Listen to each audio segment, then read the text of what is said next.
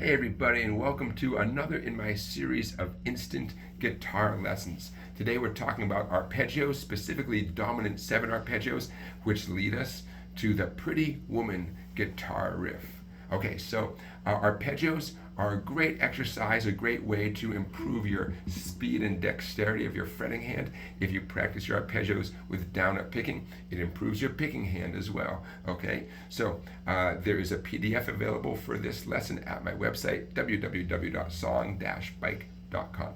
Okay, so I'm going to jump right in and I'm going to play through what you will see on the PDF, and then we'll talk about it a little bit. We're starting off with a G7 arpeggio, an arpeggio based on the notes of a G7 chord. So I'm going to play it slowly with downstrokes.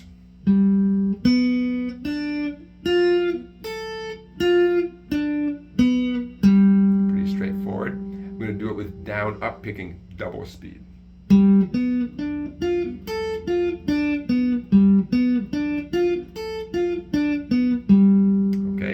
Now I'm going to modify that a tiny bit and turn it into the Pretty Woman riff. Here we go.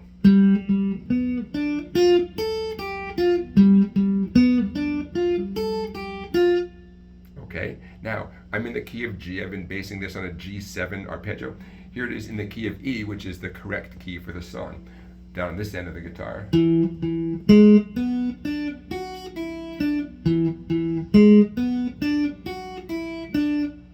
Okay, so that works you through the dominant 7 arpeggio pattern, or at least one way to play a dominant 7 arpeggio pattern. And we went from the key of G, which I kind of picked out of thin air, to the key of E, which actually fits the song, even though we're doing it 1 octave higher than the original tune. Now is a good time for me to tell you, if you want to know how to sound just like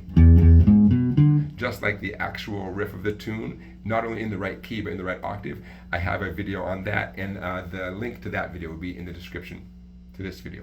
Okay, so I just worked you through the PDF of today's instant guitar lesson. Now let's talk about it for a second.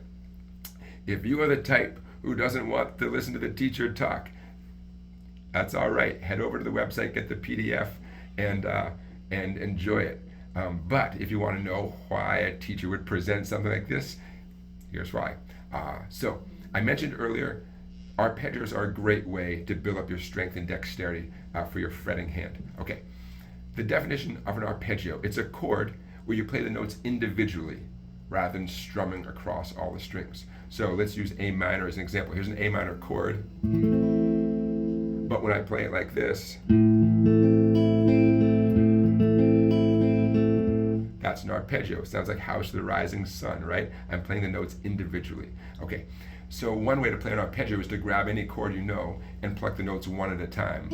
But another way to play an arpeggio is to find those notes, but to play them as very clearly individual notes that for our purposes today, we're not tying into a specific chord grip, I should say. We're playing them as individual notes. So a G7 arpeggio. On the PDF, you'll see I'm naming the notes of a G7 arpeggio: a G, a B, a D, an F, and I'm throwing in a bonus A, 5th fret on the 1st string. So for you music theory fans, officially it's a G9 arpeggio, not a G7 arpeggio. Why am I including that note? It gives the ring finger a little something extra to do. And also it adds an extra note of color. So that's and we'll need that for Pretty Woman as well. So there's a couple of reasons why I'm including that note. I'm calling it a G7 arpeggio. Yes, technically it's a G9 arpeggio. Don't worry about that. Okay. Again, I chose G7 just because it puts us a little ways up the neck, but nothing too scary, right?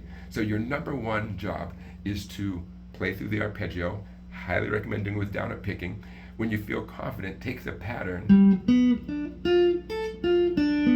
and move it up to a new place, any place. In fact, move it up to every possible fret. Right now I'm starting on 9, just arbitrarily. Okay, you want to memorize the pattern because that's good for your brain, right? Memorize the pattern and then play it up and down the neck anywhere you want. Okay, now it just so happens that Pretty Woman is in the key of E, And that means our pattern, remember I started in the key of G here at 3, 4, and 5, our pattern has to scooch down to the point where we are playing some open strings.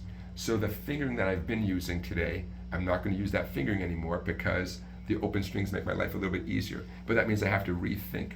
For the E arpeggio, you'll see this on the PDF, for the E arpeggio that puts us in the right key, I'm essentially playing in our first position. When I need the 3rd fret, I'm using my ring, 2nd fret, I'm using my middle, 1st fret, I'm using my index. It just so happens I'm not using my pinky at all for this one. Okay. I love it when the pinky gets involved. Every guitar teacher wants you to use your pinky, right? It just so happens in this case, you don't need your pinky. Okay, and again, this is the original key, but not the original octave. If you know the song Pretty Woman, you know it's way down there in the bass strings, right?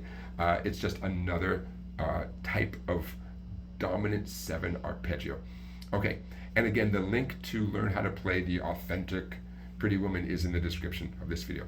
Okay, so I want to make sure I told you about the definition of arpeggio, the fact that this is a physical pattern that you should memorize, and make sure you always use the same fingers, every time.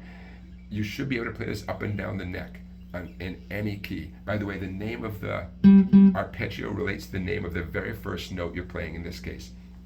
So if my ring finger is on, say, 12 on the 4th string, that's the note D, and so this becomes a D.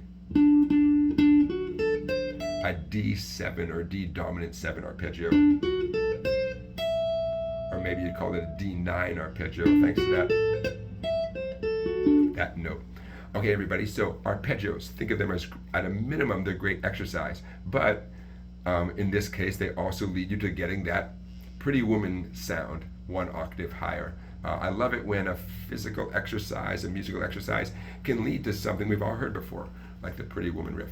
Okay, I think I've covered all my points. Head on over to song-bike.com to get the PDF for today's instant guitar lesson. I'm developing a playlist, a YouTube playlist of these instant guitar lessons, and I hope to do them on a regular basis. And I think you'll get a kick out of these. Again, it's things I'm doing currently with my guitar students here at my guitar studio, and I thought I would just share them with you as well.